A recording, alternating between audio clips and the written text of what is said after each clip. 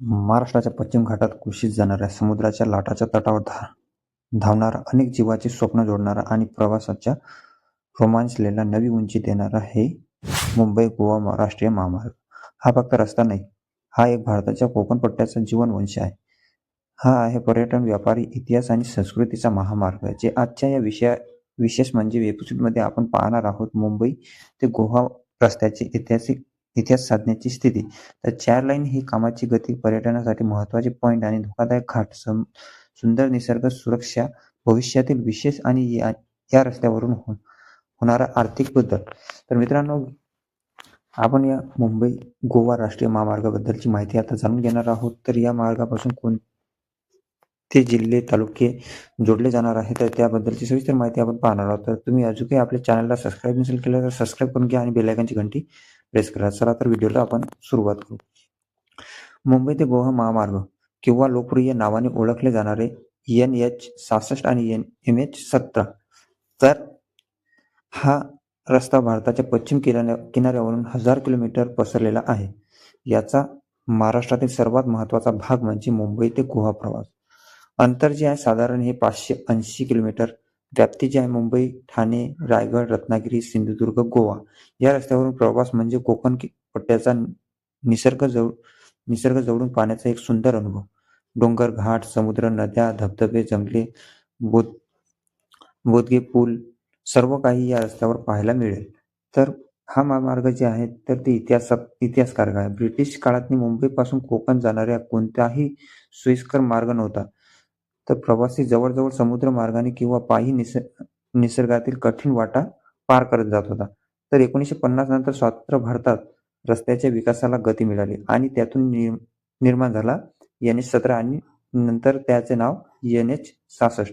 असं 1960 ते 1975 दरम्यान या रस्त्याचं मोठं काम पूर्ण झालं. पण तोच रस्ता धोकादायक, अरुंद आणि वळणदार होता. तर अनेक घाट, शेकडो उंची, खोल वळण आणि सतत बदललेल्या वातावरणामुळे हा रस्ता जे आहे धोकादायक म्हणून प्रसिद्ध होता. तर त्याच्यानंतर मित्रांनो, शेवटी जे आहे सरकारने हा रस्ता 4 लेनमध्ये करण्याचा निर्णय घेतला.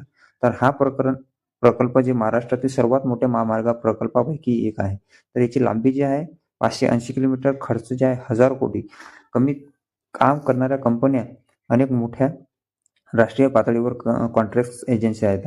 प्रकल्पाचे समाविष्ट जे आहे चौपदरी रस्ता, बोगदे, उड्डाणपूल, मोठमोठे नदी पूल, वेगळे सर्व्हिस रोड, सुरक्षा फिक्सिंग यामुळे भविष्यात मोठा मुंबई गोवा प्रवास जे आहे ते 8 ते 10 तासावरून 5 ते 6 तासावर येईल.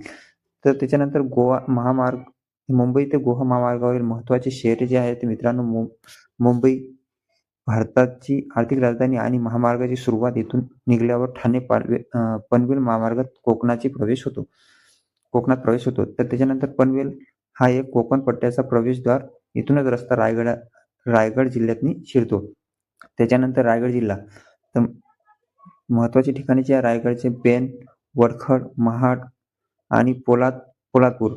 महाड सावित्री नदी पूल भारतातील सर्वात महत्त्वाच्या पुलापैकी एक आहे. महाड छत्रपती शिवाजी महाराजांच्या इतिहासाने समृद्ध आहे. त्याच्यानंतर रत्नागिरी जिल्हा.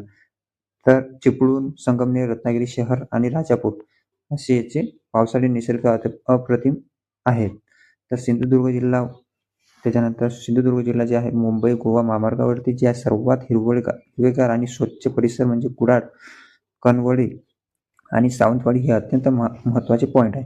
आणि गोवामध्ये मापुसा आणि पणजी आणि वास्को या महामार्गाचा अंतिम टप्पा राहील. पर्यटनाचे राजस्थानी समुद्रकिनारी, इतिहास आणि पोर्तुगीज संस्कृती. प्रवासातील सर्वात खास निसर्गदृश्य म्हणजे आंबा घाट, शिव नदी घाट, सावित्री नदी परिसर, चिपळूण, रत्नागिरी, राजापूर मार्ग. तर या रस्त्याची जी आर्थिक महत्त्वाची म्हणजे मुंबई गोवा महामार्ग हा प्रवासासाठी आणि नाही तर तो पर्यटन, मत्स्य व्यवसायाचे, फळ उत्पादन, औद्योगिक वाहतूक आणि शेती उत्पादन यासाठी जीवनदायी आहे. तर महत्त्वाचे फायदे जे आहे कोकणातील लांब हापूस देशभरातील पोहोचवतो. कृषी उत्पादनात वेग वाढतो. गोव्याच्या पर्यटन व्यापाराला गती मिळतो आणि सिंधुदुर्ग, रत्नागिरी औद्योगिक विकास होतो. लोकल व्यवसायांना मोठा चालना मिळते. तर मित्रांनो, तुम्हाला माहिती कशी वाटली त्याबद्दल तुम्ही आपल्या कमेंट बॉक्समध्ये सांगा. आणि आपल्या चॅनलला अजून पण सबस्क्राईब नसेल केलं तर सबस्क्राईब करून घ्या. बेल आयकॉनची घंटी प्रेस करा आणि व्हिडिओ लाईक करून जास्तीत जास्त मित्रापर्यंत शेअर करा. तर भेटू दुसऱ्या व्हिडिओमध्ये. तोपर्यंत धन्यवाद.